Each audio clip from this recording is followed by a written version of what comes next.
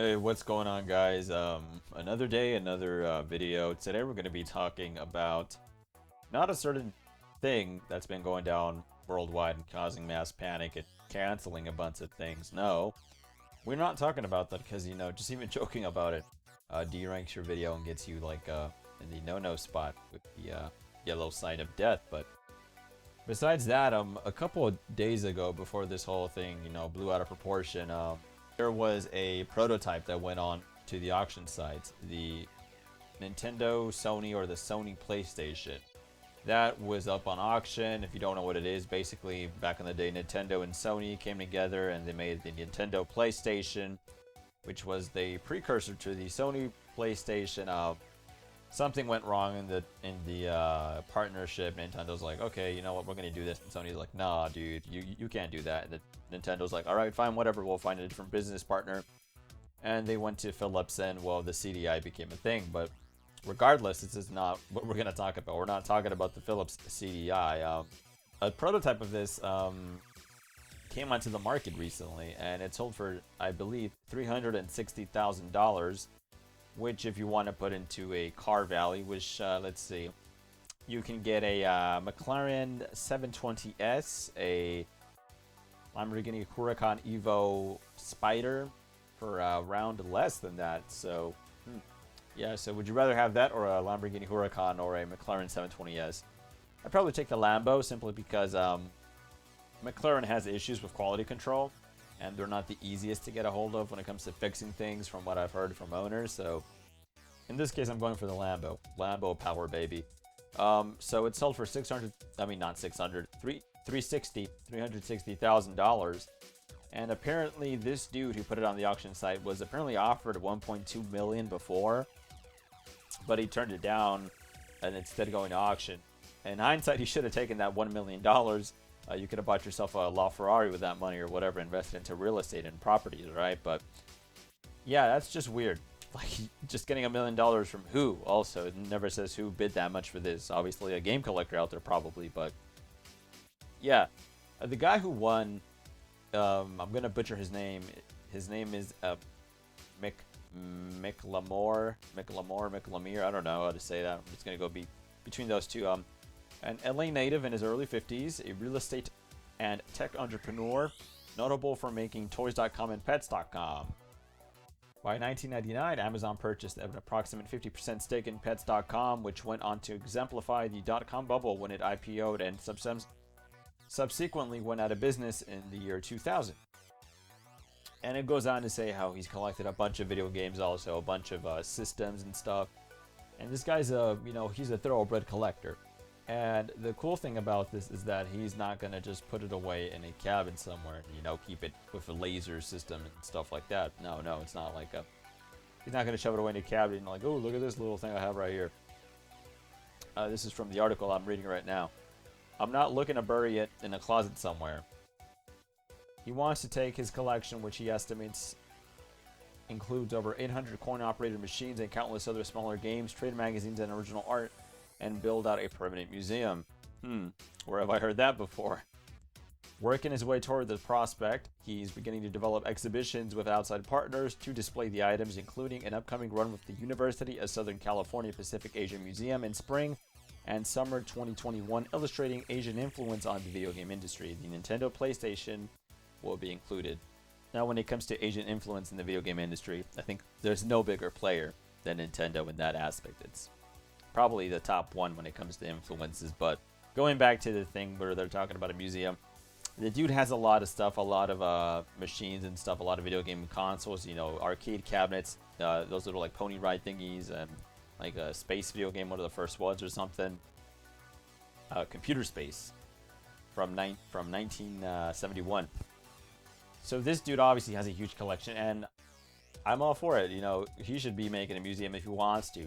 Show the masses what the old games are like, and give a little educational lesson on the Asian influence on video games. I grew up more with an Asian influence from video games. Sony PlayStation, PlayStation 2, Nintendo, the NES, the GameCube, the Wii, the Wii U, the Switch, PS4, And, you know, there's some Xbox there also, but 3DS, DS, Game Boy, mostly Nintendo stuff and some Sony stuff sprinkled in there. More recently, though, more Sony than Nintendo, but still, I think Nintendo was a huge part of everyone growing up when it comes to game consoles and such. It wasn't a home console; it might have been with the Game Boy. You know, that might have been your shindig before the smartphone gaming took over, right? But I digress. Now, the thing I like about this guy, Mick Lemore or Mick Lemire, he's not asking people to donate games. He's not asking that. At least I don't think he is yet. There's other attempts here on the gaming ecospheres to make a museum. Keemstar is another one that wants to make a video game museum, which, alright, good for him. He's the #1 drama news channel here on YouTube. But in all honesty, I don't know. It just came out of nowhere. He wants to make a video game museum, and he's asking fans to donate, I believe he is, asking fans to donate video games to him if they don't want them anymore, which is just retarded. It's stupid. Don't do that. Your games are worth something. Don't give them to Keemstar for free. No, Keemstar doesn't give a crap about you. Don't do it. But when it comes to monetary stuff, when it comes to building museums, I think Keemstar has a good chance when it comes to the money involved. Drama Alert makes him a bunch of dough. No doubt about it. Now, let's talk about John Hancock. He is another retro YouTuber on here on the YouTubes, right? John Hancock. A lot of controversy surrounding this guy. He's been saying he's been making a video game museum for about I don't know, a couple of years now, and nothing ever solidifies. There's always an excuse with John for why there isn't a museum and how it's coming. Oh, stuff comes up, blah blah blah.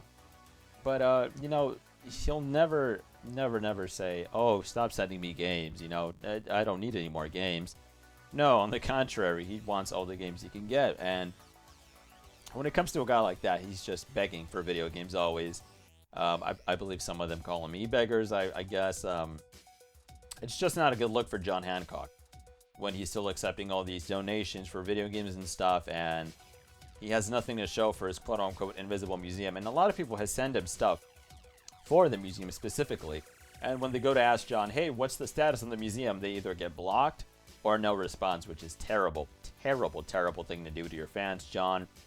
And it goes into what I was tweeting a couple days ago. You know, these creators are becoming selfish and they have no respect for the audiences that made them. So for John Hancock to make a museum, I think is a farce. I think it's a funny joke, a bad joke at that.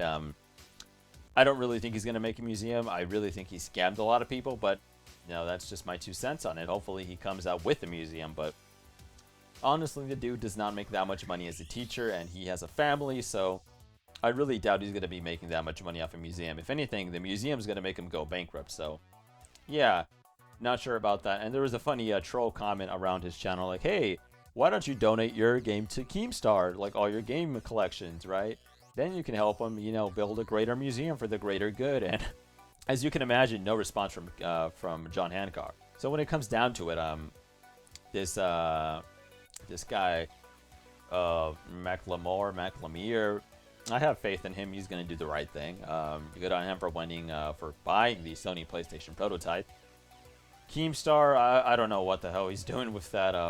It really came out of left field. I really thought he was going to expose or make a video on John Hancock about that situation, but apparently he wants to make his own video game museum, which, alright, fine by me, but you're not getting any video games from me, Keem, unless you're paying top dollar for them, because A, you have a huge media empire, well, compared to us, right, to the small YouTubers, so, and you have money. I know you had a Corvette for a fact, so, come on, Keem. Why don't you sprucing up some money for people, right?